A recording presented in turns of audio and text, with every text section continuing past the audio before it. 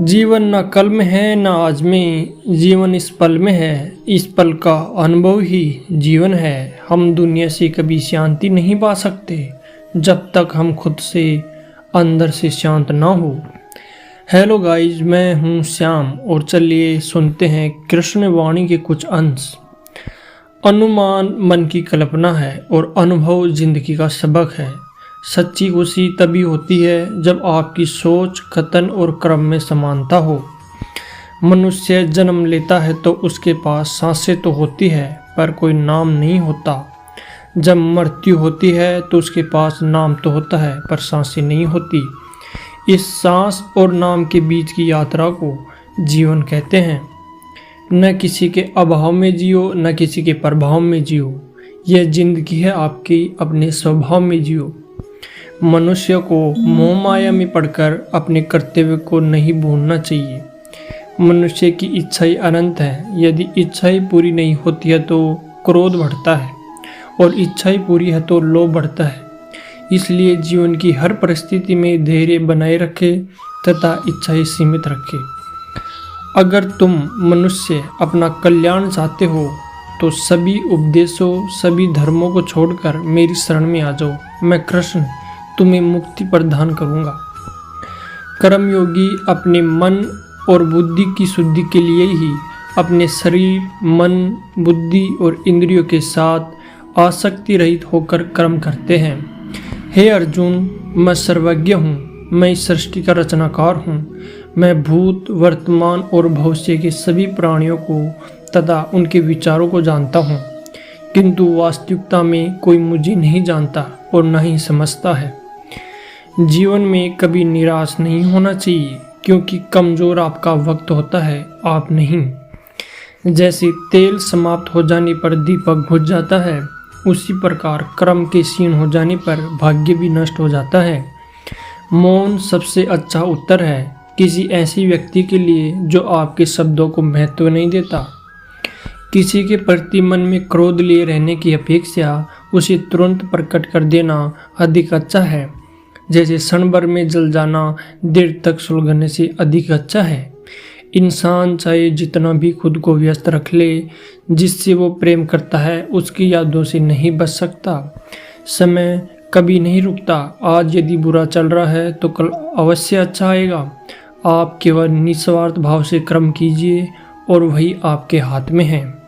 हमारी आस्था की परीक्षा तब होती है जब हम जो चाहे वो न मिले और फिर भी हमारे दिल में प्रभु के लिए शुक्रिया ही निकले। कोई कुछ भी बोले, स्वयं को शांत रखो। धूप कितनी ही तेज हो, समुद्र सूखा नहीं करते। तुम अपनी पीड़ा के लिए संसार को दोष मत दो। अपने मन को समझाओ। तुम्हारे मन का परिवर्तन ही तुम्हारे दुखों का अंत है। अगर तुम अपना कल्याण करना चाहते हो तो सभी तरह के उपदेशों, सभी धर्मों को छोड़कर मेरी शरण में आ जाओ। मैं तुम्हें मुक्ति प्रदान करूंगा। सुख दुख का आना जाना सर्दी गर्मी के आने जाने के जैसा ही है, इसलिए इन्हें सहन करना सीखना ही उचित है। धर्म चाहे जो भी हो, अच्छे इंसान बनो। हिसाब हमारे कर्म का होता है, धर्म का नहीं। तुम्हारा मोहग्रस्त होकर अपने कर्तव्य पथ से हट जाना मूर्खता है, क्योंकि इससे ना तो तुम्हें स्वर्ग की प्राप्ति होगी और न ही तुम्हारी कीर्ति बढ़ेगी। बुरा वक्त आपको जिंदगी के उन सच से सामना करवाता है जिनका आपने अपने अच्छे वक्त में कभी ख्याल भी नहीं किया होता है। किसी दूसरे के जीवन के साथ पूर्ण रूप से जीने से अच्छा है कि हम अपने समय के भाग्य के अनुसार अपूर्ण जिए। खुशियाँ मन की एक ऐसी स्थिति है, भारी दुनिया से इसका कोई लेना देना नहीं है। गर्मी और ठंड, सुख और दर्द की भावना इंद्रियों के अपनी वस्तुओं के संपर्क के कारण होती है। वे आते हैं और चले जाते हैं। चिरकाल तक आपको उन्हें स्वीकार करना चाहिए। पूर्ण लगन के साथ अपना कार्य करो, लेकिन उसके फल की इच्छा मत करो, क्योंकि जब आप फल की इच्छा करते हैं तब कहीं ना कहीं आप अपने कार्य में पूर्ण रूप से समर्पित नहीं हो पाते। गति के लिए चरणों पर ध्यान देना आवश्यक है। किंतु प्रकृति के लिए सदैव आचरण पर ही ध्यान देना चाहिए। प्रकृति द्वारा निर्धारित कर्तव्य का पालन करते हुए व्यक्ति ने कोई पाप नहीं किया। जिसका मन उसके वश में नहीं है, उसके लिए उसका मन शत्रु के समान है। अपनी इच्छा की शक्ति से अपने आप को नया आकार दे। अपने आप को कभी भी स्वेच्छा से नीचा न होने दे। बुद्धिमान अपनी चेतना को एकीकृत करते हैं और कर्म के फल के प्रति आसक्ति को त्याग देते हैं। मनुष्य अपने विश्वास से निर्मित होता है। जैसा वो विश्वास करता है वैसा वो बन जाता है। मन चंचल होता है, यह इधर उधर भागता है और किसी भी कार्य की एकाग्रता का दुश्मन है। लेकिन यदि ये व्यक्ति के वश में हो जाए तो इससे अच्छा कोई मित्र नहीं है। मन को एकाग्र करना जरूरी है, बस थोड़े से प्रयास और अभ्यास की ज़रूरत होती है। मेरे लिए न कोई घृणित है और न ही कोई प्रिय, न कोई निर्धन है और न कोई धनी।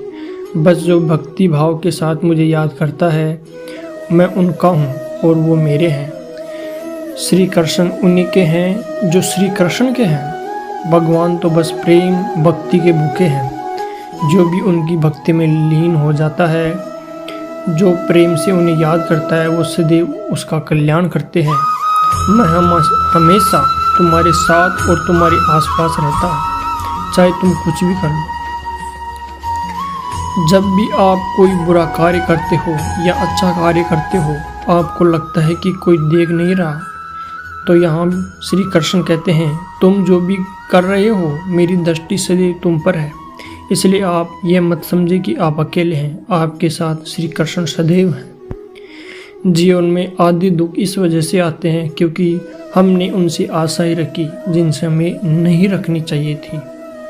हम सभी मनुष्य किसी न किसी अन्य मनुष्य से बंधे होते हैं या कहो किसी दूसरे इंसान पर निर्भर होते हैं, और इसी निर्भरता से हमारे मन में उम्मीद और आशाएं बन जाती हैं कि हमारा कोई मददगार बनेगा। परंतु कई बार हम गलत इंसान से आशा या फिर उपेक्षा कर लेते हैं, जिसकी वजह से हमें कोई दुख या तकलीफ़ों का सामना करना पड़ता है। हमें ऐसे समय में धैर्य से काम लेना चाहिए। जीवन में समय चाहे जैसा भी हो, परिवार के साथ रहो। सुख हो तो बढ़ जाता है और दुख हो तो बढ़ जाता है। इस संसार में मूर्ख व्यक्ति, अधर्मी, अज्ञानी व नास्तिक प्रकृति का व्यक्ति मेरी शरण स्वीकार नहीं करता। ज्ञानी व्यक्ति को कर्म के प्रतिफल की अपेक्षा कर रहे अज्ञानी व्यक्ति के दिमाग को अस्थिर नहीं रखना चाहिए। अपने जीवन में कभी भी न किसी को आनंद में वचन दे, न क्रोध में उत्तर दे और न ही दुख में कभी निर्णय ले।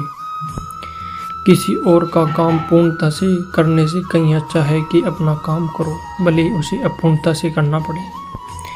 मैं ही इस सृष्टि की रचना करता हूँ, मैं ही इसका पालन पोषण करता हूँ और मैं ही इस सृष्टि का विनाश करता हूँ। जो कुछ हुआ अच्छे के लिए हुआ, जो हो रहा है अच्छे के लिए हो रहा है, जो होगा वह भी अच्छे के लिए ही होगा।